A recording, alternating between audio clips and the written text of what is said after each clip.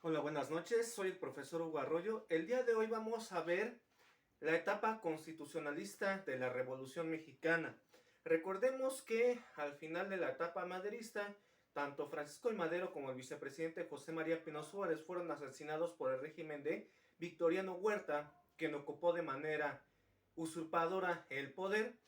Para ese momento entonces vamos a ver algunas fechas y etapas muy importantes en esta fase constitucionalista. El 26 de marzo de 1913, el gobernador de Coahuila, Venustiano Carranza, lanza el Plan de Guadalupe.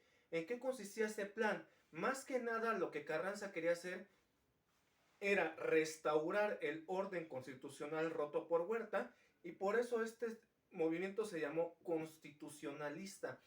Entonces Carranza, con este plan, desconoce al gobierno de Victoriano Huerta y se nombra a sí mismo como primer jefe del ejército constitucionalista que va a pelear contra Victoriano Huerta. Vamos a ver entonces que a este plan se suman los generales Álvaro Obregón en Sonora, Lucio Blanco y Francisco Villa en Chihuahua, y el mismo Carranza en el estado de Coahuila. Y entonces estos tres ejércitos parten desde el norte del país hacia la Ciudad de México, volviéndose incontenibles. Entonces Victoriano Huerta se da cuenta de que está a punto de ser despojado del poder, y por ello el 15 de julio de 1914 firma los tratados de Teoloyucan con las fuerzas federales. Con estos tratados Huerta renuncia a la presidencia y huye del país.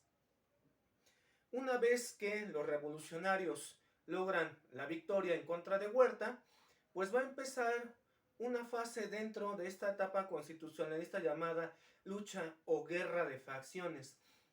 Esta etapa va a ser muy violenta porque una vez con Huerta fuera del poder, los revolucionarios entonces no logran ponerse de acuerdo en quién va a gobernar el país y cuál va a ser el proyecto de nación que se va a llevar a cabo de ahora en adelante. Por tanto, empiezan a luchar entre ellos, y entonces, para dirimir sus diferencias, el 10 de octubre de 1914 se instala la llamada Convención de Aguascalientes en esta ciudad, ya que Carranza había propuesto a la Ciudad de México, pero tanto Francisco Villa como Emiliano Zapata prefirieron una ciudad que no estuviera ni tan al norte ni tan al sur del país. Entonces la convención se da en Aguascalientes, a la que acuden delegados tanto de Villa y Zapata como por otro lado de Carranza.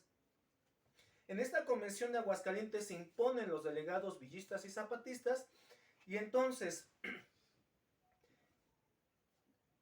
que se quedan con el poder, mientras que Carranza huye de la capital, ya que los convencionistas van a tomarla, y entonces el gobierno de la convención nombra a un presidente que va a ser Eulalio Gutiérrez. Mientras tanto, Carranza huye hacia el puerto de Veracruz y ahí instala su gobierno. Entre tanto, entre Francisco Villa y Emiliano Zapata se firma lo que se conoce como el Pacto o Plan de Xochimilco. Este pacto lo que pretendía era que unificaran ambos sus fuerzas para luchar contra Carranza. Vamos a ver entonces que a partir de ahí, mientras los convencionistas tenían tomada la capital de la República, realmente nunca se dio como efectivo el pacto de Xochimilco, debido a que nunca unieron sus fuerzas como se planeaba, ni Villa ni Zapata. Entonces, la responsabilidad de atacar al gobierno de Carranza recayó en Francisco Villa y su División del Norte, quienes sufrieron una serie de varias derrotas en el centro del país a manos del general Álvaro Obregón, que apoyaba a Carranza en ese momento. Entonces, la División del Norte de Villa prácticamente quedó reducida a grupos guerrilleros, mientras que Zapata pues siguió en el estado de Morelos. Vamos a ver entonces que, debido a esta situación, Carranza va tomando poco a poco el control del país, derrotando a los convencionistas, es decir, villistas zapatistas, y entonces vamos a ver que hacia 1915 el gobierno de Carranza es reconocido oficialmente por el gobierno estadounidense, lo que desata la ira de Francisco Villa, quien, con sus fuerzas ya bastante mermadas, de todos modos atraviesa la frontera en marzo de 1916 y se da un ataque al pueblo de Columbus, Nuevo México. Esa es la primera y única ocasión que Estados Unidos ha sido atacado en su territorio, y entonces eso desató una expedición punitiva al mando del general John J. Pershing, siendo presidente de Estados Unidos Woodrow Wilson. No obstante, Pershing nunca pudo encontrar a Villa, quien conocía muy bien los territorios del norte del país, y tuvo que salir de México sin éxito. Por otra parte, vamos a ver entonces lo que es el Congreso Constituyente y la Constitución de 1917. Vamos a ver algunas fechas clave, como el 1 de diciembre de 1916 inicia sesiones el Congreso Constituyente convocado por Carranza. Entonces, también se redacta la ley del 6 de enero de 1915. Esta ley fue llamada de dotación y restitución de ejidos. ¿Qué pretendía esta ley? Pues quitarle las banderas de la restitución de tierras al movimiento zapatista para debilitarlo, ya que Zapata seguían luchando contra Carranza en el sur del país. Entonces Carranza hizo suya esta idea de la restitución de tierras para debilitar al zapatismo. Y por otra parte vamos a ver que el 5 de febrero de 1917 finalmente es promulgada la Constitución de 1917.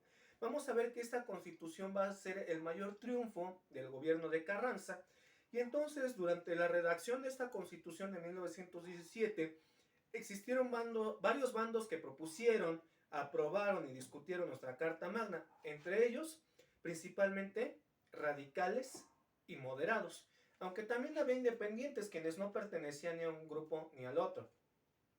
Entonces, ¿cuáles son las características principales de la Constitución de 1917? Aquí nos dice, establece un gobierno representativo, republicano y federal.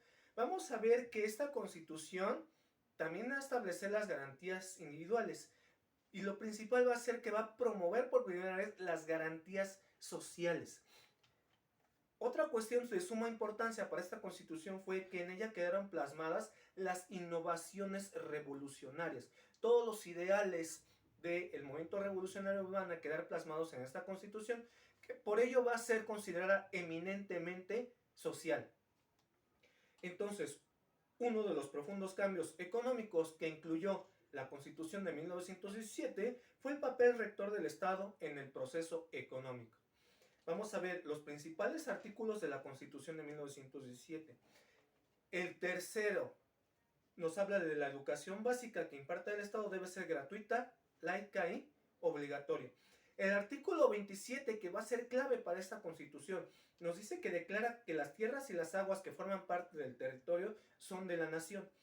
Solo entonces esta podría otorgar las concesiones para su explotación a los extranjeros, pero siempre y cuando estos renunciaran a la protección de sus gobiernos, ya que lo que hacían estas empresas extranjeras para seguir explotando los recursos naturales era pues ir con los gobiernos de sus países de origen para presionar al gobierno mexicano a que no se les impusiera ninguna ley o reglamento en el territorio mexicano.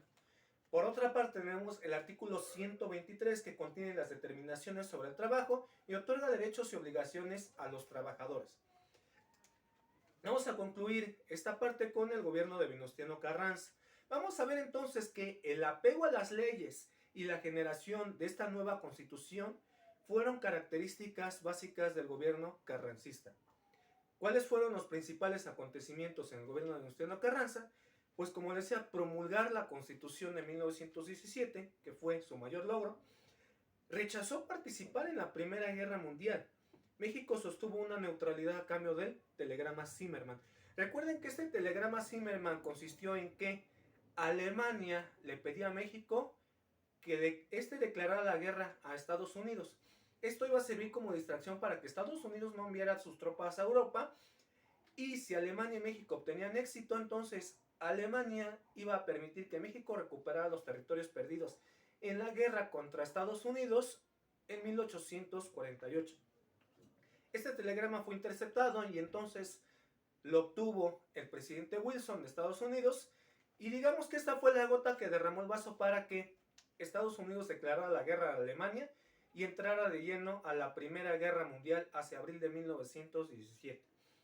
Por otra parte, tenemos que en esta etapa también se dio la fundación de la Conferencia Regional Obrero Mexicana, la CROM, que si bien en un principio se creó para apoyar a los obreros, pues terminó manipulándolos. Por otra parte, en esta etapa también se da el asesinato de Emiliano Zapata en 1919. Como recuerdan, Zapata siguió luchando contra Carranza y entonces Zapata no pudo ser vencido, no pudo ser corrompido, y por ello es que se recurrió a la traición para acabar con su vida. Por otra parte, debemos saber que hacia el final de su gobierno, Carranza trata de imponer a un civil en la presidencia de la República. Entonces se gana la enemistad del ejército y de un grupo llamado el Grupo Sonorense, que va a ser muy importante. Este grupo estaba encabezado por el general Álvaro Obregón. Y entonces vamos a ver que Carranza, sabiéndose perseguido tanto por el ejército como por Obregón, va a huir de la capital del país hacia Veracruz, pero es asesinado en Tlaxcalantongo, Puebla, en 1920. Vamos a terminar con los zapatistas tenían propuestas que eran dirigidas al reparto de tierras y en cambio los carrancistas tenían propuestas constitucionalistas. Y por otra parte, el caudillismo fue un fenómeno político y social surgido en Latinoamérica. Los líderes eran personajes carismáticos y llegaban al poder con el apoyo de los más populares. En cambio, vamos a ver que el presidencialismo pues tuvo como características la promoción de candidatos a través de partidos políticos, votaciones directas para elección del Ejecutivo y el establecimiento de la división de poderes en 3 rubros. Entonces vamos a ver que el caudillismo se caracterizó porque los jefes militares detentaron el poder político. Muchas gracias por su atención.